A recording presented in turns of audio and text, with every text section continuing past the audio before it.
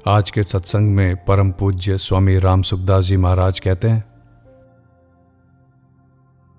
कोई भी कामना नहीं करनी चाहिए।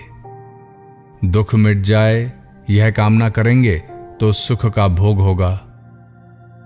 बंधन मिट जाए ये कामना करेंगे तो मुक्ति का भोग होगा। जड़ता से संबंध विच्छेद भी अपने लिए नहीं हो, नहीं तो सूक्ष्म अहम रह जाएगा। तात्पर्य है कि हमें कुछ लेना है ही नहीं। साधक जितना ही भगवान पर निर्भर होता है उतना ही वे आगे बढ़ता चला जाता है। वह अपनी कोई इच्छा न रखे, सब भगवान पर छोड़ दे तो बड़ी विलक्षणता आ जाती है और समग्र की प्राप्ति हो जाती है। अतः अपनी मुक्ति की भी इच्छा न रखे, यह बढ़िया है। जैसे नरसिंह मेहता जी को भगवान शंकर के दर्शन हुए तो उन्होंने कुछ भी मांगा नहीं, बल्कि यही कहा कि जो आपको अच्छा लगे वही दो। मनुष्य उतनी ही इच्छा करता है जितना उसको अपनी दृष्टि से दिखता है, परंतु आगे तत्व अनंत है। आगे बहुत विलक्षण ऐश्वर्य है। साधक अपना आग्रह न रखे, संतोष न करे तो वह स्वतः आगे बढ़ेगा। प्रश्न: भगवान कल्पवृक्ष हैं और मनुष्य मात्र इसकी छाया में रहता है, फिर मनुष्य की सब इच्छाएं पूरी क्यों नहीं होती? कल्पवृक्ष से तो जो मांगो वही देता है, भले ही उसमें हमारा हित ना हो, पर भगवान वही देते हैं जिसमें हमारा हित हो। लोग तो वह इच्छा करते हैं जिससे परिणाम में दुख पाना पड़े, इसलिए भगवान उनकी इच्छा पूरी नहीं करते कि बस इतना ही दुख काफी है, और दुख क्यों चाहते हो?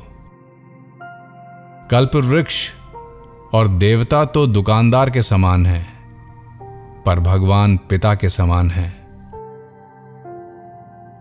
प्रश्न: परंतु भगवान सत्य विषयक इच्छा भी कहां पूरी करते हैं?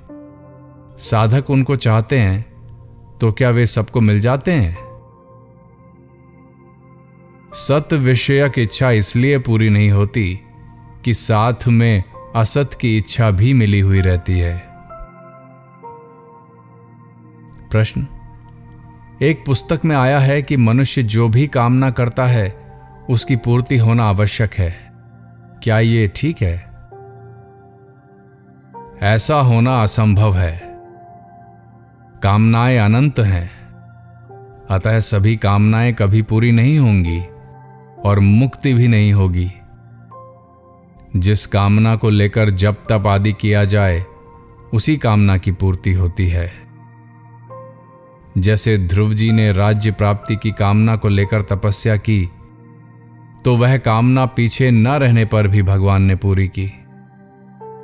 इसी तरह भगवान के पास जाते समय विभीषण के मन में राज्य की कामना रही, जिसको भगवान ने पूरा किया। तात्पर्य है कि भगवान के सामने जाते समय जो कामना रहती है वही कामना बाधक होती है, जिसको भगवान पूरी करते हैं। प्रश्न: जो किसी कामना को लेकर भगवान का भजन करता है उसको भगवान की प्राप्ति हो सकती है क्या? भगवत प्राप्ति तो दूर रही, उसका कल्याण भी नहीं हो सकता। परंतु भगवान ने धन की कामना वाले अर्थार्थी भक्त को भी उदार कहा है। उदारः सर्व एवते, गीता अध्याय 7। अर्थार्थी भक्त के हृदय में भगवान मुख्य हैं, धन गौण है। इसीलिए भगवान ने कहा है, चतुर्विधा भजन्ते माम। वह भगवान के सिवाय और किसी से धन नहीं चाहता। परंतु जो भक्त नहीं है वह केवल कामना की पूर्ति के लिए भगवान का भजन करता है, उसका कल्याण नहीं हो सकता। कारण कि उसने भगवान को भगवान साध्य नहीं माना है, प्रत्युत कामना पूर्ति का एक साधन माना है। उसका साध्य तो रुपए हैं और भगवान रुपए छापने की मशीन की तरह साधन है। ऐसा व्यक्ति कामना पूरी ना होने पर भगवान को छोड़ देता है। एक स्त्री का पति बीमार हुआ, किसी ने सलाह दी कि ठाकुर जी की पूजा करो तो पति ठीक हो जाएगा। उसने वैसा ही किया, पति ठीक हो गया।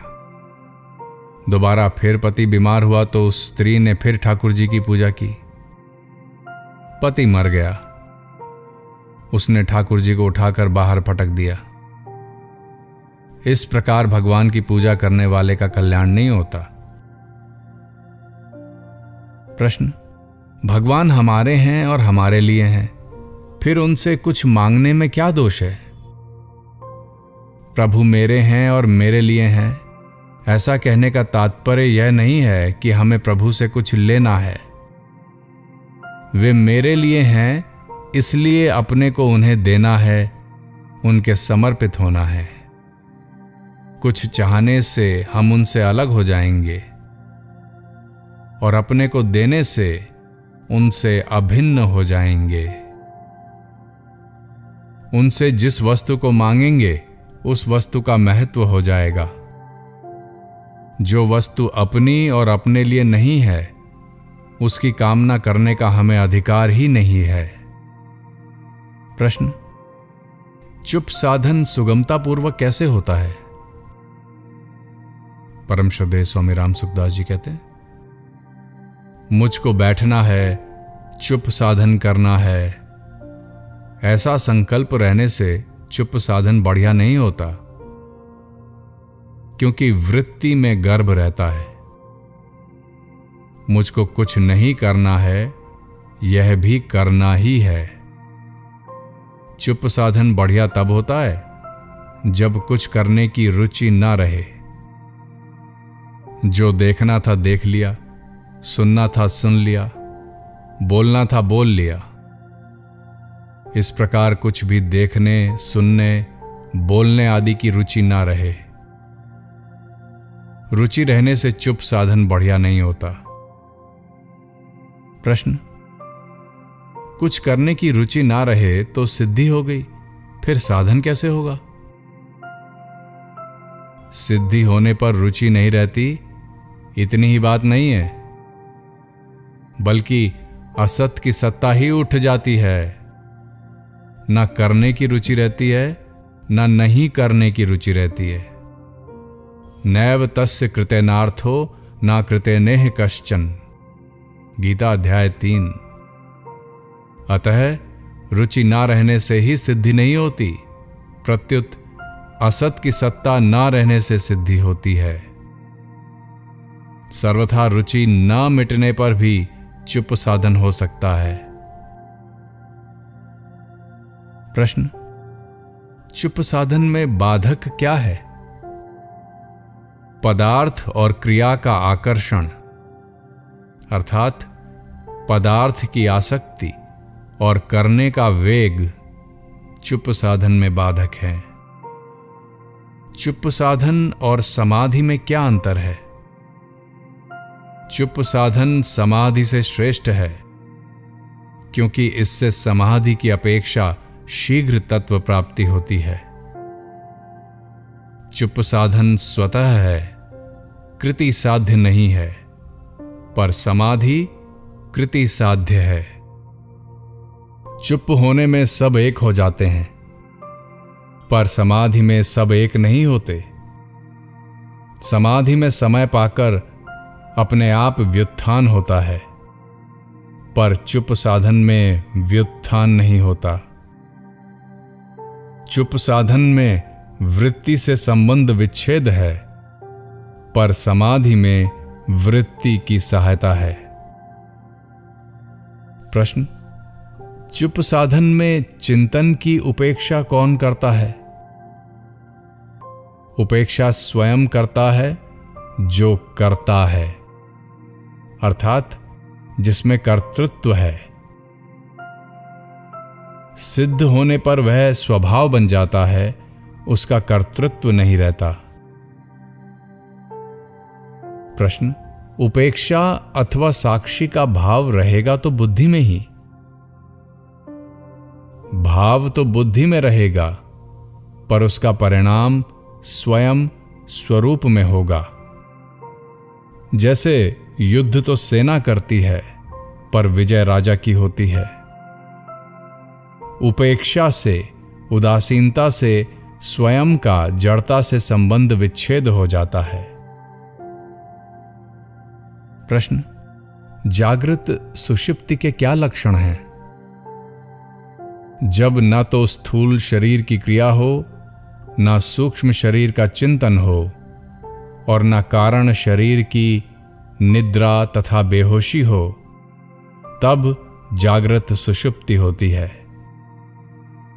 जागृत सुषुप्ति और चुप साधन एक ही हैं।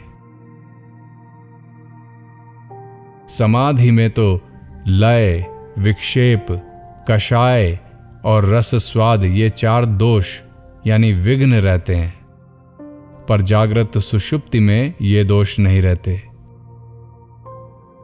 ध्येय परमात्मा का होने से जब साधक की वृत्तियां परमात्मा में लग जाती हैं, तब जागृत सुषुप्ति होती है। इसमें सुषुप्ति की तरह बाह्य ज्ञान नहीं रहता, पर भीतर में ज्ञान का विशेष प्रकाश यानी स्वरूप की जागृति रहती है। स्वामी जी, ज्ञानी महापुरुष के द्वारा जो क्रियाएं होती हैं, उनका कर्ता कोई नहीं होता। फिर अहम के बिना वे क्रियाएं कैसे होती हैं?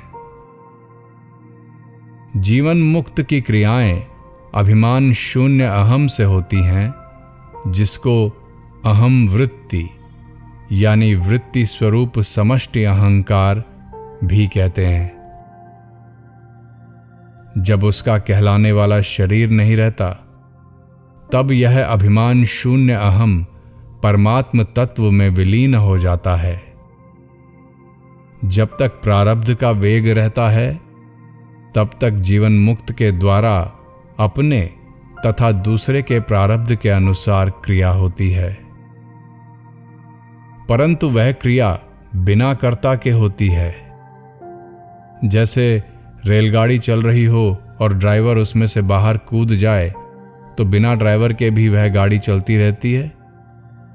अथवा आदमी ठेले को धक्का देकर फिर स्वयं उस पर चढ़ जाता है, तो बिना चालक के भी ठेला जब तक वेग है तब तक चलता जाता है। मुक्त पुरुष का पहले यानी साधना अवस्था में जैसा स्वभाव, संग, शिक्षा, साधना आदि रहे हैं, उसके अनुसार उसके द्वारा सब क्रियाएं होती हैं। अहम भाव न रहने से वे क्रियाएं फलजनक नहीं होती। दूसरे व्यक्ति के सद्भाव के अनुसार जीवन मुक्त महापुरुष के द्वारा विशेष क्रिया हो सकती है, उसके उद्धार का भाव पैदा हो सकता है। अतः उन पर सद्भाव करके मनुष्य बहुत विशेष लाभ ले सकता है। स्वामी जी, क्या ज्ञानी महापुरुष के द्वारा व्यवहार में भूल हो सकती है? हां, हो सकती है। तभी उपनिषद के दीक्षांत उपदेश में आया है, यानन्यस्माकं सुचरितानि तानि त्वयोपास्यानि नो इतराणि। तैत्तिरीय उपनिषद। हमारे जो जो अच्छे आचरण हैं, उनका ही तुम्हें सेवन करना चाहिए, दूसरों का कभी नहीं। यदि व्यवहार में भूल नहीं होती तो वे ऐसा क्यों कहते? दूसरी बात, उनके सब आचरणों को हम समझ सकते ही नहीं कि किस समय उन्होंने क्या किया और क्यों किया। अपनी श्रद्धा हो तो उनकी भूल से भी लाभ ही होता है, नुकसान नहीं। कारण कि श्रद्धालु आदमी अपनी समझ की कमी स्वीकार करता है कि ये तो ठीक करते हैं, पर मैं समझा नहीं। अपनी कमी ना मानने से, अपनी बुद्धिमानी का अभिमान होने से ही मनुष्य तत्वज्ञ महापुरुष में दोषारोपण करता है। निज अज्ञान राम पर धरहि। मानस। प्रश्न, क्या ज्ञानी महापुरुष के द्वारा निषिद्ध क्रिया भी हो सकती है? निषिद्ध क्रिया कामना से होती है। ज्ञान होने पर कामना का सर्वथा नाश हो जाता है। परं दृष्टा निर्वर्तते, परम दृष्टवा निवर्तते। और काम क्रोध वियुक्तानाम, गीता अध्याय 5। अतः ज्ञानी के द्वारा निषिद्ध क्रिया होना संभव ही नहीं है, परंतु मन के अनुकूल न होने से दूसरे को ज्ञानी की कोई क्रिया निषिद्ध दिख सकती है। कारण कि दूसरे की कोई क्रिया हमारे मन के प्रतिकूल होगी तो वह हमें बुरी लगेगी ही, भले ही वह क्रिया अच्छी क्यों ना हो। दूसरे ने कौन सी क्रिया किस भाव से की, किस परिस्थिति में की, इसका निर्णय करना कठिन होता है। भगवान और महात्मा के द्वारा कभी किसी का अहित नहीं होता। हेतु रहित जग जुग उपकारी, तुम तुम्हार सेवक असुरारी। मानस। नारद जी ने नल कुबेर और मणिग्रीव को वृक्ष बनने का श्राप दिया तो वह शाप भी भगवान की प्राप्ति कराने वाला हो गया।